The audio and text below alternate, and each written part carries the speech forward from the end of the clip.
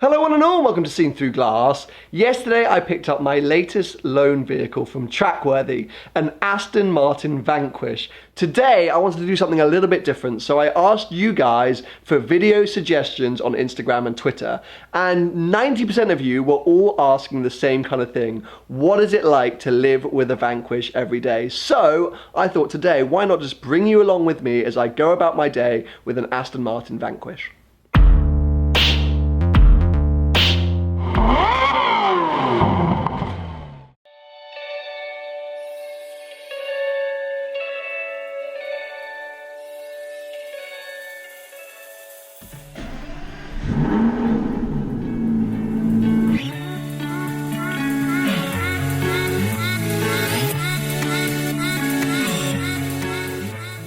First things first today, I'm off to meet up with John Modball. So if you are a long-term viewer of my channel, you will know that earlier this year I did the Modball European Rally. And John is over in LA because later this month there is a sort of smaller Modball USA Rally. Anyway, apparently he's in a diner just up the road, so let's go say hi.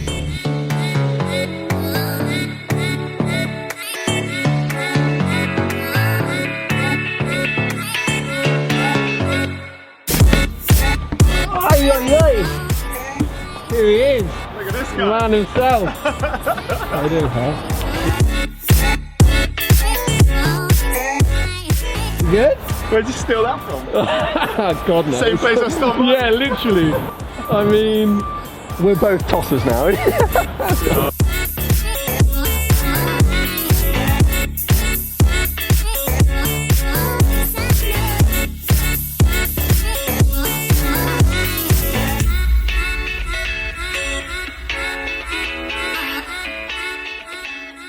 Well, it's always nice to see John Modball, and just freaking awesome that he's cruising around in a Huracan Spider.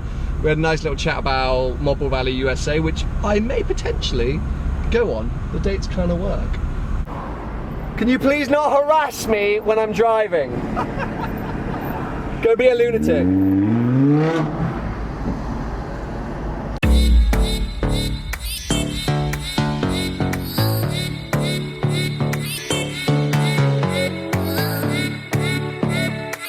We're going to touch on it a bit later, but the reason I kind of wanted to bring you guys with me today is to show how perfect this car is as a daily, to be able to cruise around in. The feeling that you get sitting in this cabin, I mean this one in particular is red with this like hexagonal stitching. You just feel rich and important. I'm driving around everywhere like, hello, hello my people.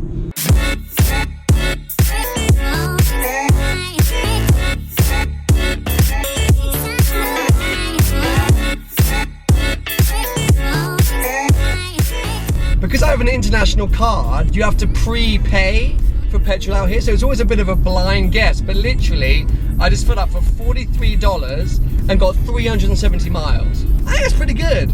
Yesterday, however, the minute you start hooning this car, that drops so quickly. But then again, you get back on the motorway and it goes back up. So for fuel, considering this is a V12, I actually think it does bloody well.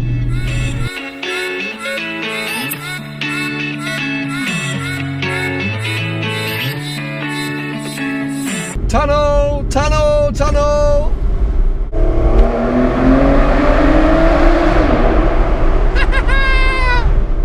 Oh, it sounds so good. Tunnel, tunnel, tunnel.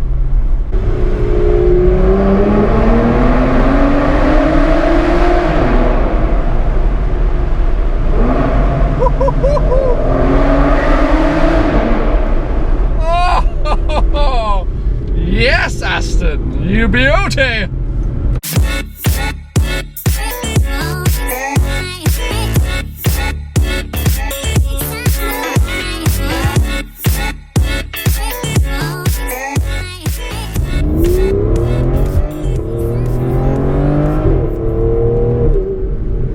You know, the thing is today, I really planned on doing a segment at some point in today's video about why this car couldn't be an F-Type replacement. That's what I was gonna say. But the more and more time I spend with this car, the more I fall in love with it. It's just got such presence, and the looks. Every time I park it up or have to walk back to it, I remember how beautiful it is. I don't know why I'd never really spent time looking at Vanquish before, but oh, it's such a thing of beauty. And then the fact that you can come to roads like this and have this much fun. I know it's not the quickest thing in the world, but it just doesn't matter because you have the soundtrack. It feels brilliant. Oh. And the ZF gearbox, it's all down to the ZF gearbox because it is brilliant. Every now and again it doesn't let you shift down. If you try and shift early, it just won't let you.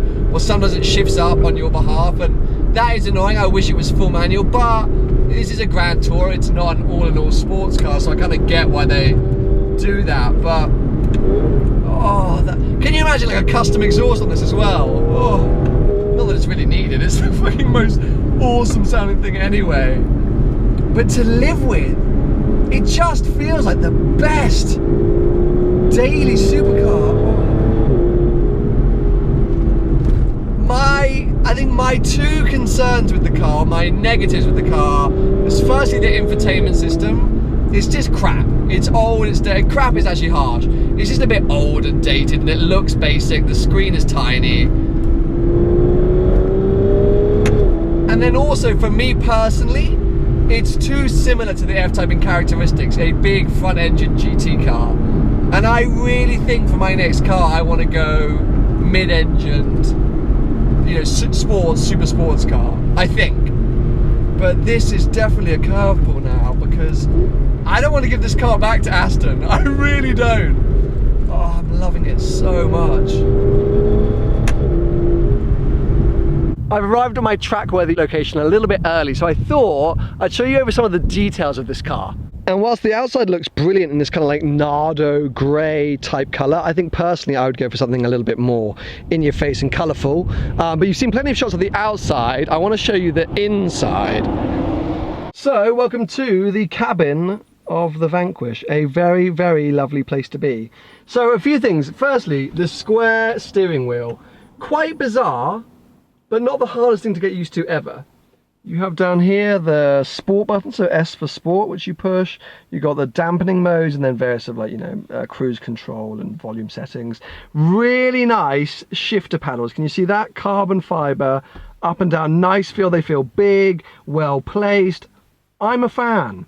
Then you've got some sort of slightly classic Aston dials, which I have to say, feel a teeny bit dated. If you don't know, on Astons, the rev counter goes the opposite way.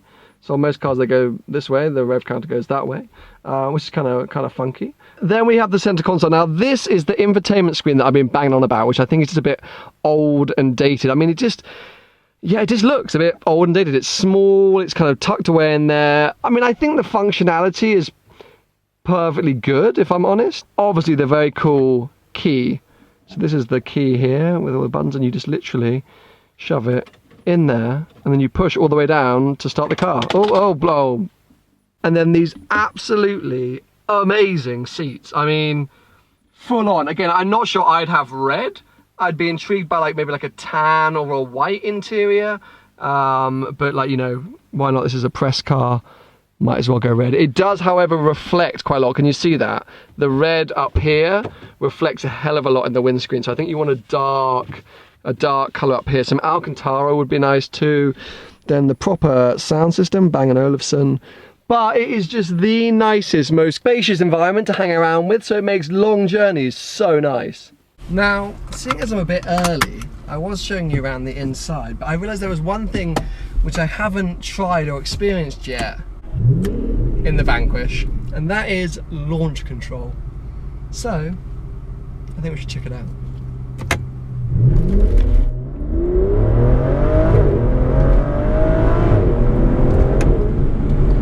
Well, that's not slow. Another thing to help kill time, officially this car is a 2+2, so I'm going to see if I can fit in them.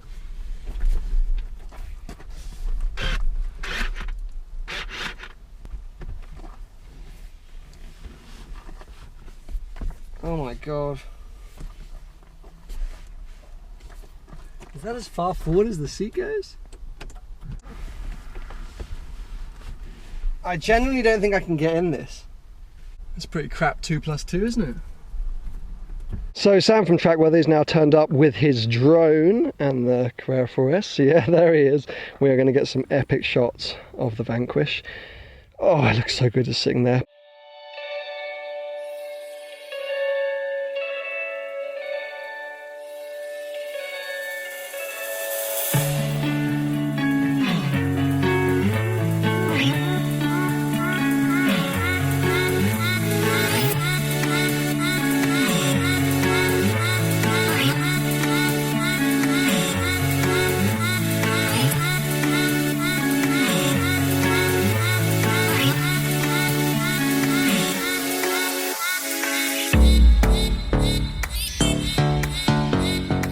Okie dokie, so filming with Trackworthy is done. Made an awesome video there on this beautiful road for sunset. And I'm gonna cruise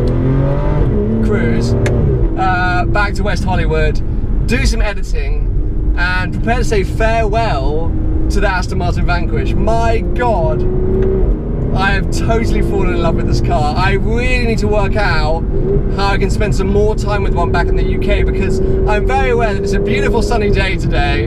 I'm driving on some epic roads. Slightly stiff suspension.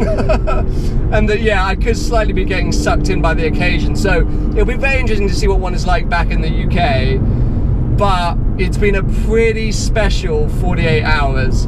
I hope you guys have found this sort of like daily real vlog with the car interesting. A lot of you did just ask for me to show you like running around with the car, doing errands and stuff, and that's kind of what I've tried to do. Make sure you head over and check over the Trackworthy video. As I say, that was really more focused on kind of getting maximum performance out of this car. But yeah, give the video a thumbs up if you enjoyed it, and make sure to subscribe for plenty more videos to come.